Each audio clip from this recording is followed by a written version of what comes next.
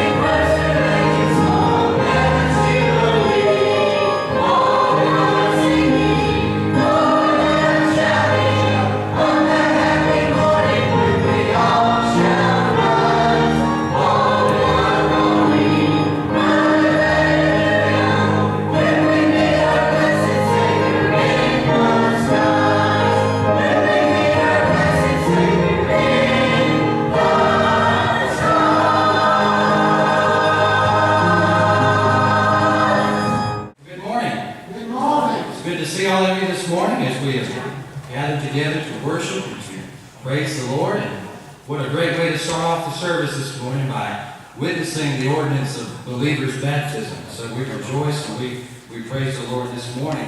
If you're a visitor with us, we are very glad to see you, and we would invite you to fill out the visitor information tab that is on the inside of your bulletin. Tear it off and place it in the offering plate that comes by in just a few moments in the service, and we will know how to better minister to you. I want to draw your attention to the back of your bulletin for a few announcements. Tonight, deacons, remember we have a meeting at 4:30 in the library. Choir practice is tonight at 5 o'clock. We're working very hard on our choir Christmas cantata, so please remember that.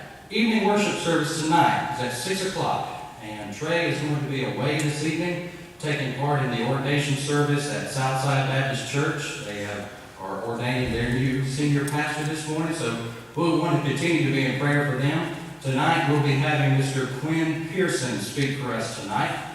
He is a friend of Trey's, a worker in the ministry, so come out tonight at 6 o'clock and support him, and we'll have a good time of worship this evening.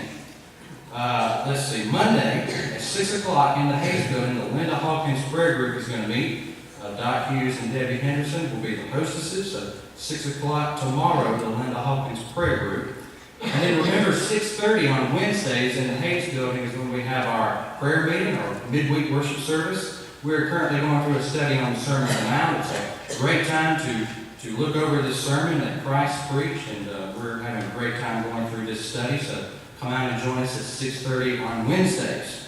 And then next week, after the morning worship service, we're going to have a widow, widower, and single seniors luncheon in the Hayes Building to sort of celebrate Thanksgiving, since next Sunday is the Sunday before Thanksgiving. So widows, widowers, single seniors, if you will, please sign up on the sign-up sheet in the back so that we'll know that you're coming.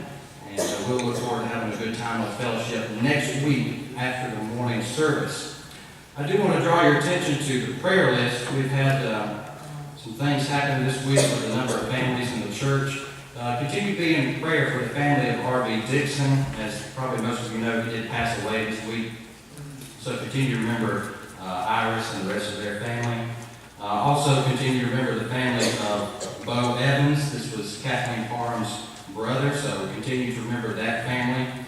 We also have a few that are recovering from surgeries and injuries. Continue to remember Faye Kraft, Doris Burris, as she recovers from her fall and the breaking of her hip. Molly Phillips has also had her surgery, and last we checked, she was in the intensive care unit, so continue to remember her as well. And all the rest of these that we have on the prayer list, there's many names, but Molly is at her daughter's house. okay. Molly Phillips is now with her daughter at her daughter's house, so we will make that correction on the bulletin for next week. But continue to remember all these others that we have on the prayer list. We have a number that are sick. We have a number that are in the nursing home and in other places. But the Lord knows each and every need, and so we're thankful for that this morning.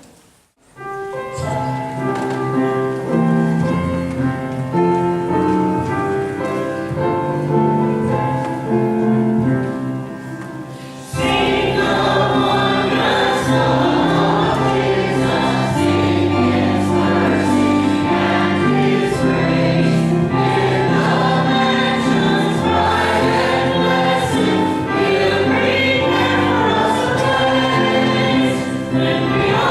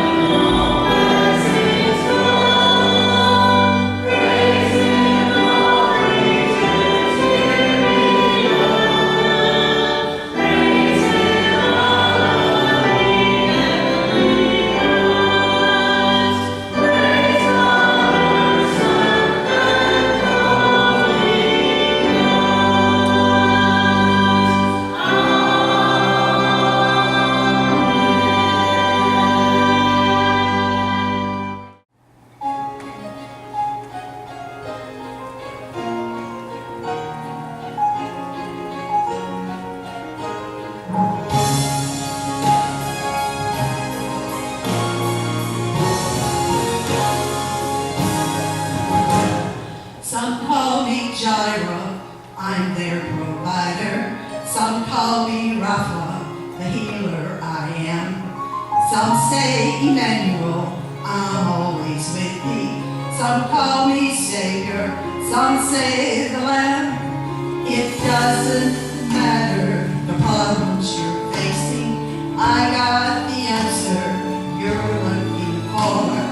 Hold to my promise, you can believe it. All that you ask, I'll give you and more. I'm the one who gives water when your well runs dry. I'm the one who lays down from the sky. I'm the one who stands waiting when your friends are gone. I'm the one who buys lost sheep and brings them back home. I'm the one who calls you over, and I'll bring you through. I'm the one they call healer, and I can heal you. I'm steadfast, I'm faithful indeed. I am whatever you need. Oh, I am whatever you need.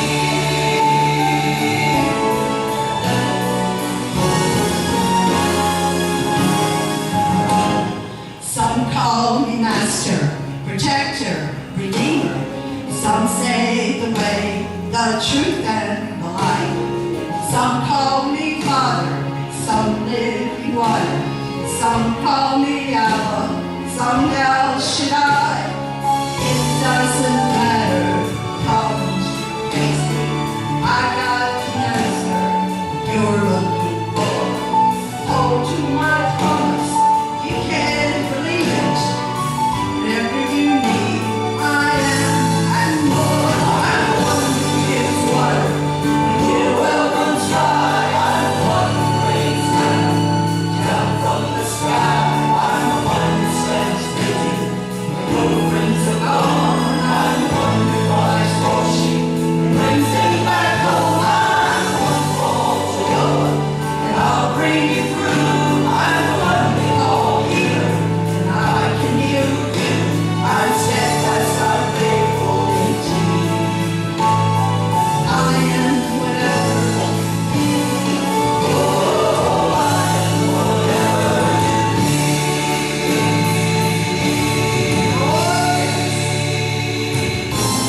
I'm the one who gives water when your well runs dry. I'm the one who lays down from the sky. I'm the one who stands waiting when your friends are gone. I'm the one who buys lost sheep and brings them back home. I'm the one who calls you over, and I'll bring you through. I'm the one they call healer, and I can heal you. I'm steadfast, I'm faithful indeed. I am whatever you need. Oh, I am whatever you need. I am whatever you need.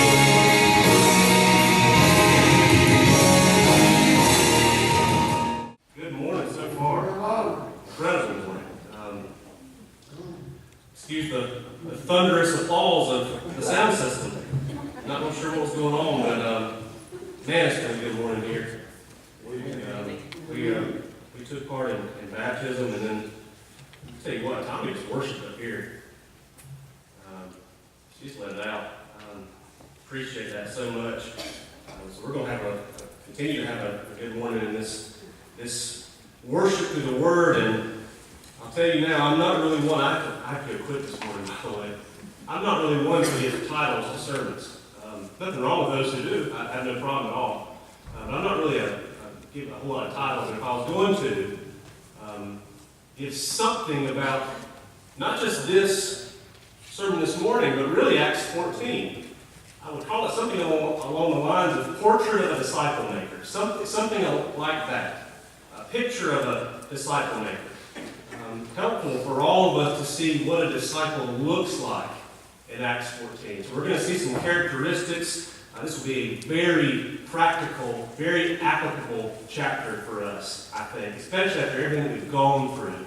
To come to Acts 14 and be able to pick apart and see what is a disciple maker, what do they look like, what are some characteristics, and we seem to say this every single week, and everything comes in cycles in Acts. Everything you're going to go through this morning, you've seen. It's happened. It happened last chapter. Almost verbatim. The same kind of experience, familiar events, familiar reactions, the things that we have seen just keep happening over and over again. But God is teaching us new and exciting things about what it means to be a sent person. That's what we are as Christians. We're to live sent. And just to catch us up, Paul is on what most would refer to as the first missionary journey, he and Barnabas. He's got Barnabas with him. They're sent out from the church at Antioch, and they're just preaching Christ everywhere they go. I mean, you name it, they're preaching Christ. They go from Cyprus to Pamphylia to Pisidian Antioch. Pisidian Antioch is not to be confused with the Antioch church that's sent. It's a different Antioch. But everywhere they go, everywhere they stop, they're preaching Christ. And what do Paul and Barnabas do? They go straight into the synagogue. They go straight to the synagogue and they teach through the Old Testament, explaining how all things point to Christ, how all things are fulfilled by Christ, and salvation can only come from Christ, through Christ, by Christ. And every time there's a city that's split. We talked about this last week. Jesus is a sword that divides. The gospel divides. And you see these splits happening and all these stops they make with believers and unbelievers. Then you see people who profess faith, and they don't really have it. They don't endure, they don't persevere. Wonderful picture started with Lynn this morning as she goes through baptism. I heard Joan from the back, I heard her say she has this new journey. That's true for Lynn. Do you remember when you were saved and when you were baptized? You're on a journey now. Lynn's on a journey now. Very appropriate message to look at the pictures and the marks of a disciple maker, because that's what we all are. That's what Lynn now is. What was the key? What was the evidence for this faith we talked about last week? You don't even get to truly see it. Remember, there's been people that have professed Christ for 60 years, and near the end of their life, they say, no more, I don't believe. The true test is endurance. Do we persevere to the end? Doesn't mean we're not saved. Doesn't mean we're saved at the very end and not before. But the evidence for that faith is shown in our perseverance. Is it emotional response or is it sincere faith? And so this happened last week, remember? Many people professed Christ, and then what happened? They got ran out of town. Many people would view this as a failure. It's a victory. Understand it, it's a victory. There were people there that were truly saved. It's a victory. And we should never forget that chapter 13 ends how? Paul and Barnabas, filled with the Spirit, full of joy. That's a victory. Obedient to the Spirit's call. Obedient to the Word, full of the Spirit, full of joy. That's a good thing, people. Persecution has no bearing on being full of the Spirit or being full of joy. That's a wonderful thing. If it happens through persecution, so be it. And so we don't measure success in the church by things of the flesh or the things of the world. We measure obedience by asking ourselves, do we follow the commands of Christ? I'm not interested in seeing this view of success. I'm interested in seeing a view of obedience. It's not about being successful, it's about being obedient. And we read that command in the very first chapter of Acts, did we not? Verse 8, chapter 1, that you will receive power when the Holy Spirit has come upon you, and you shall be my witnesses both in Jerusalem and in Judea and Samaria and even to the remotest part of the earth. The early church took this so incredibly serious. And it happened this way. What began in Jerusalem spread to Judea, spread to Samaria. Now you're seeing the first missionary journey. The gospel is going to the world. That command has not stopped with us. Still ongoing for the church today. Just a beautiful commitment we see in the book of Acts to the spreading of the gospel and the Great Commission. That's what brings us to Acts 14. So you may be already turned there. I'll give you a moment to turn to chapter 14 of the books of Acts if you'd like to read along. While some are turning there, that pool up there is warm, by the way. My head is sweating right now. I tell you what, though, that thing stays warm, and we just keep it year round. I'm going to start preaching from in there. That thing is, it's like a nice little spring sauna. It's good. It works real well. So everybody's in Acts 14, right? Here we go. We're going to listen to some pretty specific traits of those who follow Christ. So far, we have been looking kind of an overhead view of what's happening in Acts. We're looking at an overhead view of the Great Commission, the spreading of the gospel. Now we're putting all that under a microscope. We're getting down earth level with Paul and Barnabas. And we're going to ask that question, what does it look like to follow Christ? What does it look like to be a disciple maker? So let's read verses 1 through 7 as a whole, and then we'll begin breaking these down individually. In Iconium, they entered the synagogue of the Jews together, and spoke in such a manner that a large number of people believed, both of Jews and of Greeks. But the Jews who disbelieved stirred up the minds of the Gentiles and embittered them against the brethren. Therefore they spent a long time there, speaking boldly, with reliance upon the Lord, who was testifying to the word of his grace, granting that signs and wonders be done by their hands. But the people of the city were divided, and some sided with the Jews, and some with the apostles. And when an attempt was made by both the Gentiles and the Jews with their rulers to mistreat and to stone them, they became aware of it and fled to the cities of Lycaonia, Lystra, and Derbe, and the surrounding region. And there they continued to preach the gospel. Now, I think there could be more for us to talk about, but in these first 7 verses, for the sake of time, I see 4 characteristics jumping out of the page that we need to be thinking about when it comes to being a disciple maker. 4 key attributes of one who is going to follow Christ and be a messenger of the good news, a messenger of the gospel. And while these things may look and appear in different forms, they can all be found in those who are interested in being used for what? Christ's work. And what is the key theme throughout the beginning? Christ is still at work, is he not? Is he not? Yes. Christ is still at work today. We want to see what that looks like personally. So look at the very first verse just one more time. In Iconium, they entered the synagogue of the Jews together, and they spoke in such a manner that a large number of people believed, both of Jews and of Greeks. And the first thing I want you to see this morning, disciple makers are intentionally strategic. Disciple makers are intentionally strategic. We've covered and talked in the past about Peter and Paul's mission, have we not? Peter is primarily focused and sent to minister to the Jews, to go to the Jews. Remember Peter, we left him back a couple chapters ago. To go to the Jews and preach the message of Christ and repentance and the crucifixion and the resurrection and salvation by Christ alone. That is Peter's mission field, to go to the Jews. And Paul has been set apart primarily to go to the Gentiles. So Peter's witnessing and ministering and preaching and teaching to the Jews. Paul is doing the exact same thing to the Gentiles. We saw that happen, did we not? We've seen this the past few chapters.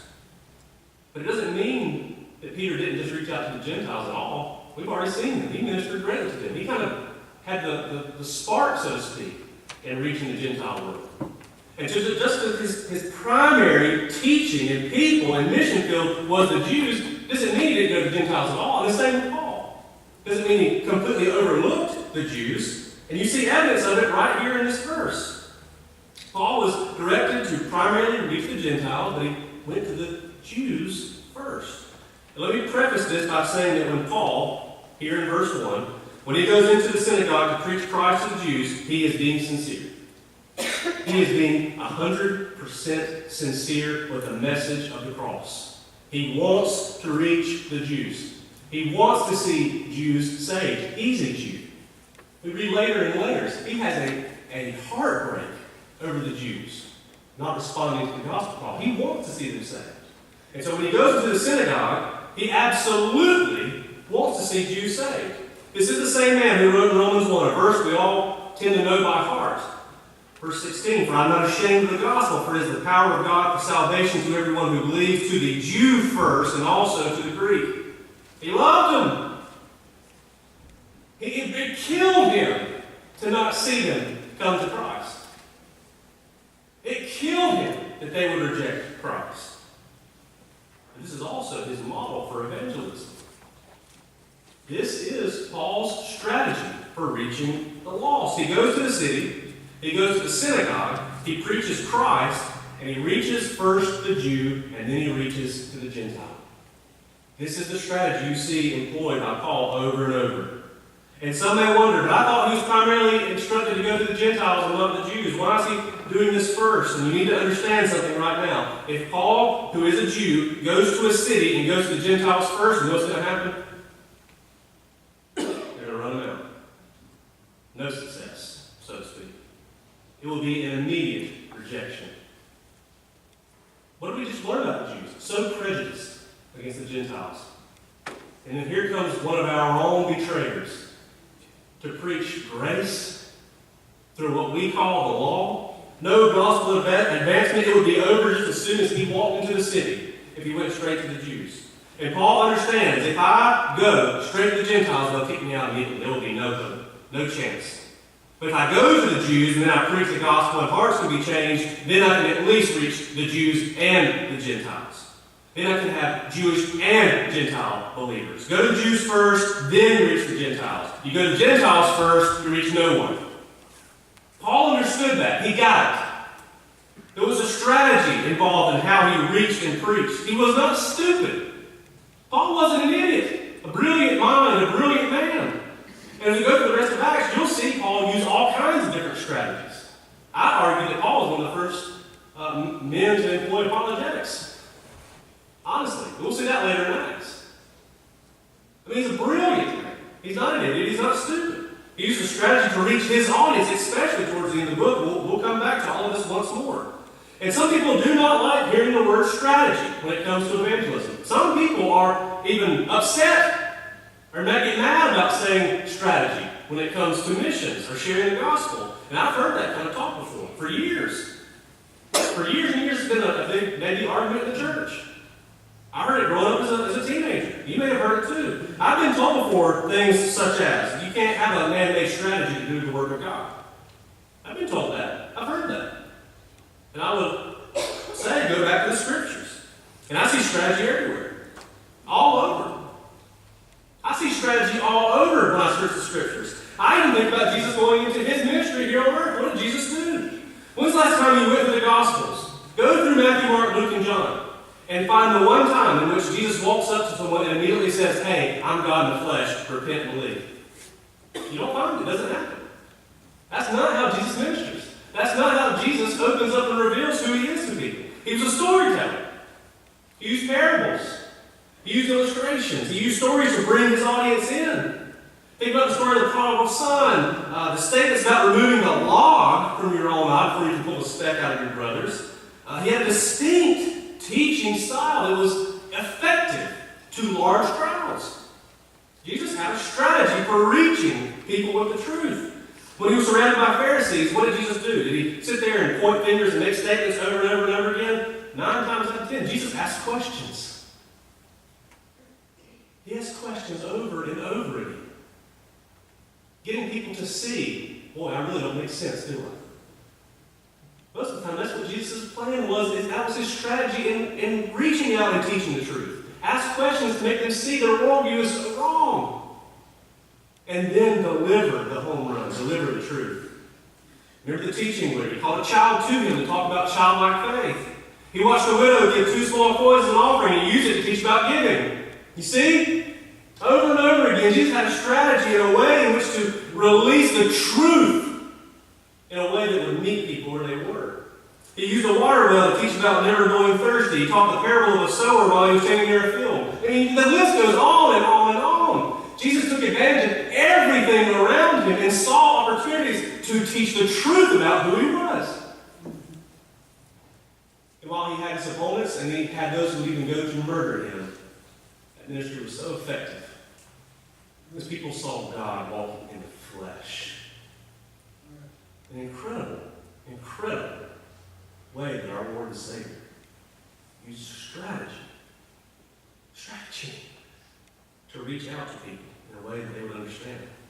Listen, our God is an interrupting God. Do not get me wrong. He will put the tracks on whatever he wants to put the brakes on whatever he wants to put the brakes on. He's very inconvenient for your life and mine. He'll ask you to put a hold on anything he desires as long as his will is done. And so you might be out in the street and might be interrupted. And right there, without any kind of preparation, you might be put into a position to minister, to witness, to testify. And I want you to hear me very, very clearly God gave us brains to use. They're not just to be wasted. We're intelligent people.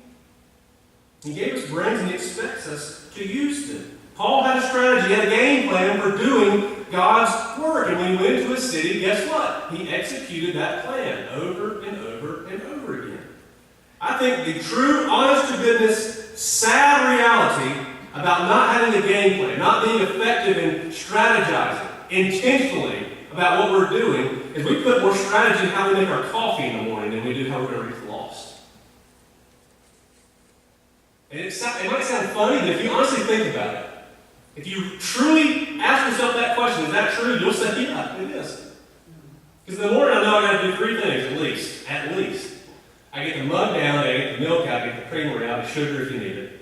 Got to put the filter in, you got to go through a step-by-step process. I know exactly what I'm doing every single morning to make a cup of coffee so that I can enjoy it and wake up. And I exact that plan over and over and over again, or else I'm a zombie for the rest of the day. But when it comes to ministry, when it comes to evangelism, when it comes to missions, you know what we do? God, if you just,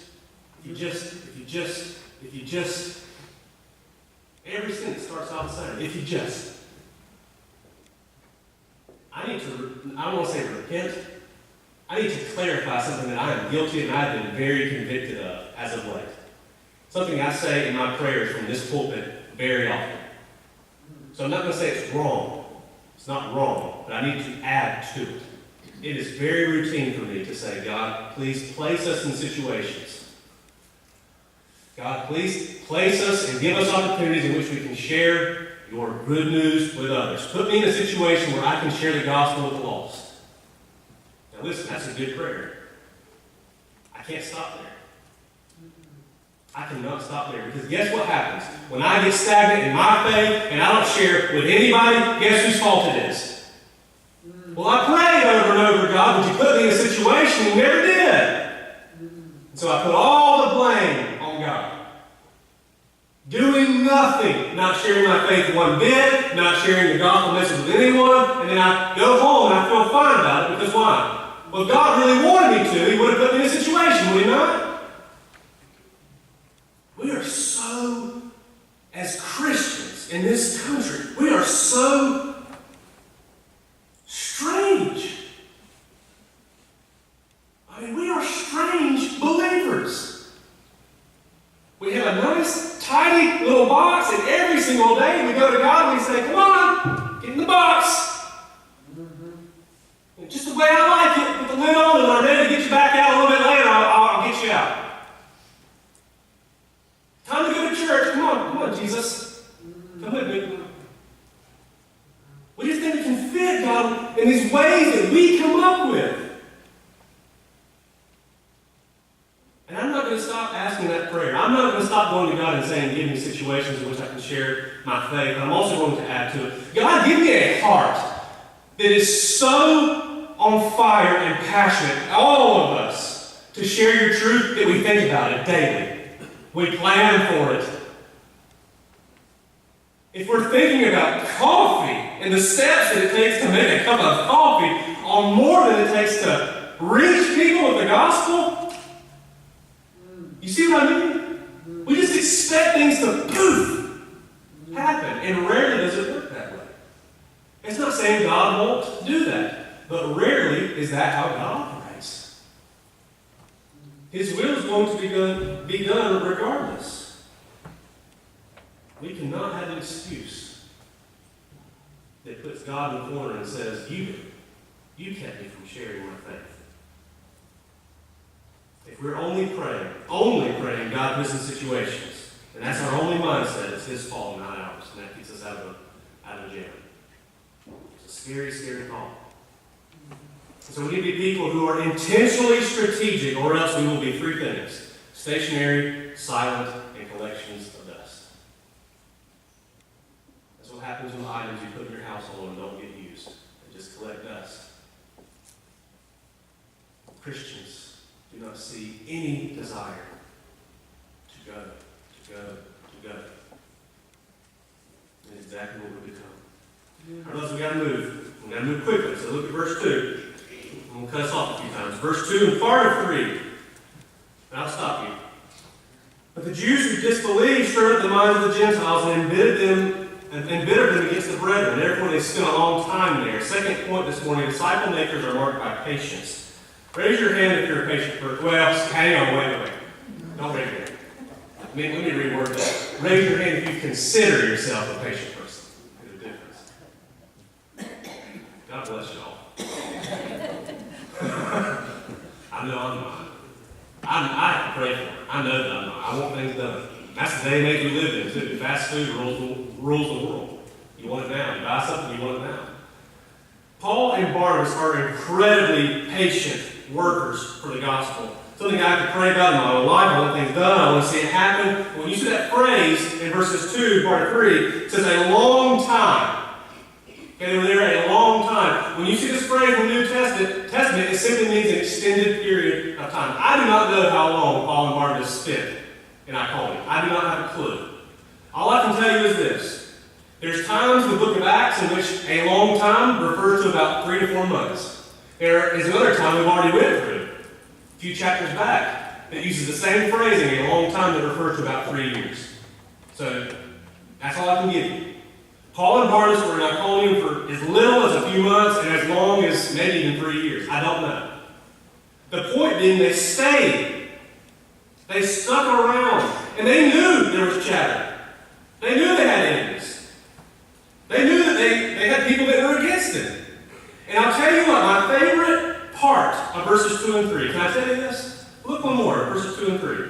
But the Jews who disbelieved stirred the minds of the Gentiles and embittered them against the brethren. My favorite word in the entire verse 2 and 3 is the very first word of verse 3, therefore. That's my favorite word in these two verses, therefore. You know what therefore means? It means because. In other words, this is what's being said. The text is saying disobedient Jews persuade the Gentiles to believe lies. So, because of that, Paul and Barnabas stayed even longer. When things are not going our way, I'm guilty. This is what we do. We pack it up. We just pack it up and give up.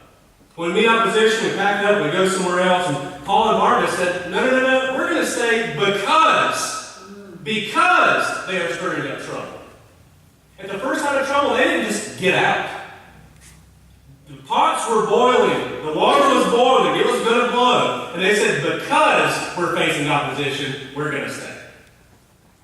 Completely countercultural to what we think of today. They had the patience to get the job done. They didn't let chatter derail the mission. They didn't let lies stop them. They patiently stayed on track and taught the truth of God. And I hate to do this because of time, but we need to go to the next point. We're going to stay in verse 3. Finishing it up. So let's read that verse, I know, one more time. Therefore they spent a long time there, speaking boldly with reliance upon the Lord, who is testifying to the word of his grace, granting that signs and wonders be done by their hands. Third point. Disciple makers are boldly dependent. They are boldly dependent. Paul has a strategy. He has a game plan, but he's not relying on his own flesh. Sometimes these things seem like they're backwards. Make all the plans in the world, but it's not God's, that kind of thing. But you see something different happening here. There is strategy. Paul does have a mission in place. And he's executing that mission, but how's he doing it? Fully dependent on speaking the truth. On who? Himself? Barnabas? His flesh? No, on Christ. Fully dependent on God, his strength, his power. So here's the one warning we need to take from having a strategy to reach the lost. We do need to be using our brains and thinking of strategies and thinking of ways in which we go out into the world and spread the truth of the gospel. Here is the one warning about that, though. If we're not fully dependent on God's word, if we're not fully dependent on God's power, and we're not fully dependent on God's presence, we'll fail. All the planning that we could plan for 5 years on some brand new, amazing plan to get everybody on board for Jesus. And if we're not dependent on God's power and his presence and his word, it doesn't matter. Disciple makers are boldly dependent on God's power. One of my favorite preachers has a saying, and it's really not even a saying, it's more of a principle. I've heard him mention it and say this about a million different ways. He uses it so often. So I can't really just pick one way in which he said it. But he'll say something along the lines of, not verbatim, he'll say something along the lines of, God works in those who are working for him. And it might sound really, really, really redundant, but here's his point. When's the last time you saw God work through someone who's stagnant? It's rare. Man, it's rare. The whole point that preacher is making is, when's the last time you saw God pick out the one who's stagnant in their faith, doesn't do anything, doesn't care about the word, doesn't teach, doesn't preach, doesn't spread the gospel, none of it, and say, you know what, boom, I'm going to send you to Africa. We talked about this with Paul and Barnabas. They sent the best. God goes after those obedient to his word, boldly depending on him, and says, you I will use. Oh, I'll use you greatly. Oh, I'll use you greatly. You'll do things through me because of your dependence on me and not on your own flesh. Oh, it'll be amazing. People will see me in you, not just your own flesh and your own power. They'll see me. So sometimes we hear this, and we're really convicted. Here's where I want to give you a little bit of advice, wisdom, whatever you want to call it. If you want to see God use you, if you're in a rut right now, and you're saying, I know I come to church, but I don't do much, and I'm not acting my faith outside these walls, if that's you this morning, I'm talking to you this morning, I want you to hear something. Start. You're like, that's lousy advice. That's lousy wisdom. What do you mean start? I just mean start. It takes a bold dependence to say, I don't know what exactly, I don't know what I'm going to be doing, I don't know how, but you know what? I'm taking the first step. Start. That's after you do that start, that's when the planning comes. That's when the strategy comes. Just start. If there's no beginning point, guess what? It's never going to start. It's got to start somewhere. God works in those who are working for him. You see people desperately dependent on his power and his strength. He calls those people out and sends them out and does amazing things through them. Look at the text one more time. Paul and Barnabas, they're speaking boldly while they're doing what? Relying on God's power. And what was God doing? Don't miss this. Testifying to the word of his grace, granting that signs and wonders be done by their hands. Listen, Paul and Barnabas might have been speaking the words. God was the one testifying. That's incredible. That is incredible news. That's the way we can be looking at ministry day in, day out. We are the ones speaking the words. We are the ones moving our hands and feet.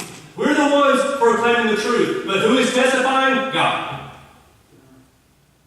It's God working in his people, through his people, to be glorified, to validate his word.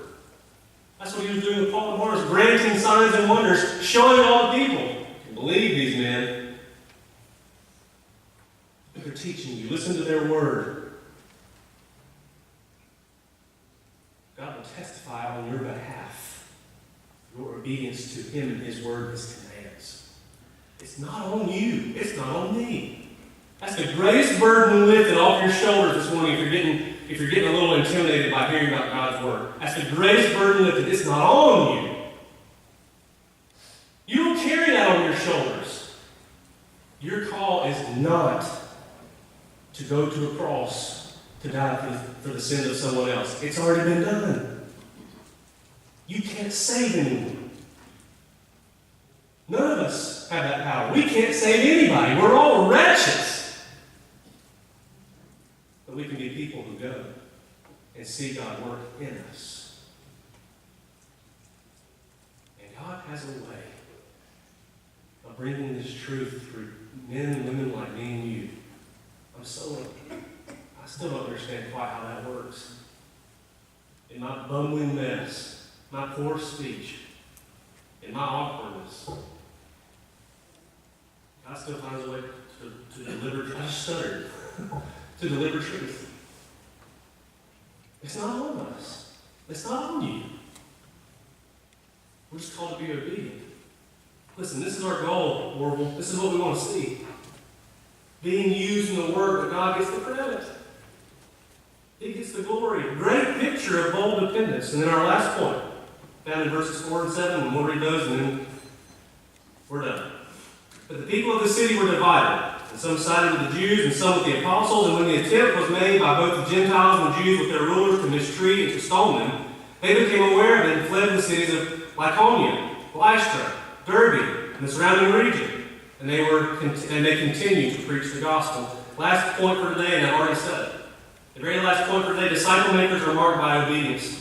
And it might sound strange coming from those few verses. Do you understand they were being incredibly obedient in leading? They were. Paul and Barnabas were actually being obedient in walking out. They were obedient in preaching the gospel. They heard about the upcoming persecution. They got wind of it somehow. They were going to try to kill him. And so they knew it was coming. Got word of it, and they got out. And you ask, well, how is that obedience? I thought they were off to just stay. Persecution, remember? What if just stay and get stoned and die? Well, eventually they would die. What did Jesus say to his disciples in Matthew? Verse 23, but whenever they persecute you in one city, flee to the next. For truly I say to you, you will not finish going to the cities of Israel until the Son of Man comes. They were not afraid, they were obedient. They were not men running and hiding. They were men running to preach the gospel. They were being obedient to Christ. It was not their time to die. They would go on to die. This was not their time to die. They were not afraid. They just knew that God wasn't finished in the message. They knew that God wasn't finished in his mission. They had more to do. They didn't go into hide and listen. Those cities that are listed after that, 17, 18 miles away. That's it. If you're hiding to escape death and torture, you go a lot further than 17 or 18 miles. That might seem like a lot, but it's not. We're traveling. Paul and Barnabas, they went this way. People knew. They knew. They were not hiding. They were being obedient to the Spirit's call. To go forward, to go make disciples, to go preach the news, to go to the new synagogues, to preach the gospel. Strategic, patient, bold, reliant, obedient. Can we honestly say we see these attributes in us? Good question to ask. We need to ask these questions to ourselves. Do we see these things in us? Are we strategic? Are we patient? Are we bold? Are we reliant? Are we obedient? Are we marked by these things? And if not, ask the question, am I a disciple maker? We need to be not shying away from the difficult questions. Am I a disciple maker? And these are not simply principles to admire in Paul and Barnabas. They are marks we should see in our faith as well today. We strive to reach the lost with the gospel of Christ. We had better be people who see these marks of a disciple maker in us, in our DNA, in our identity as a church.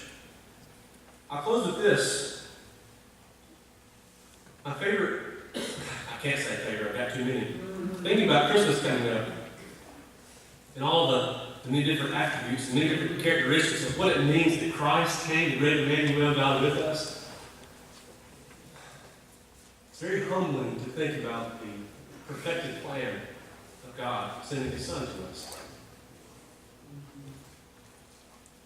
I think the one that blows me away the most, maybe, I'll change my mind next week, but the one that really blows my mind is, it was not an accident. When you want to talk about strategy, and you want to talk about a game plan, God's given the very best strategy, the very best game plan, the only game plan. Do you realize that Christ being sent here was not just a last gasp for God? Think about this for a moment.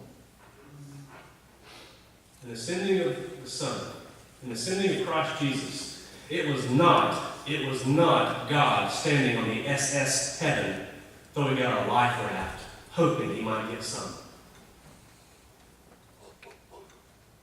God intentionally, specifically, strategically sent the Son of God on a mission to rescue you. You and your salvation, You are not an accident or an afterthought. You understand?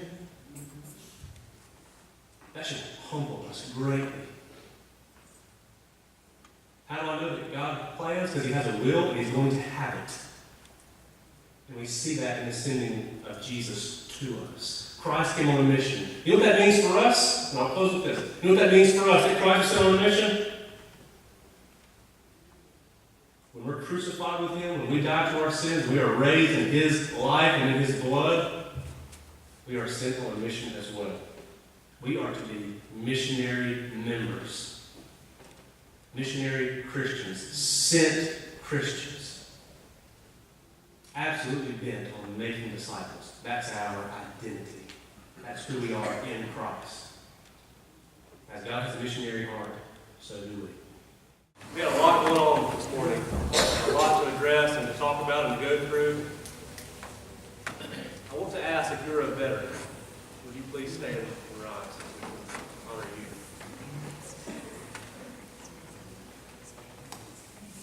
Thank you so much. Don't sit.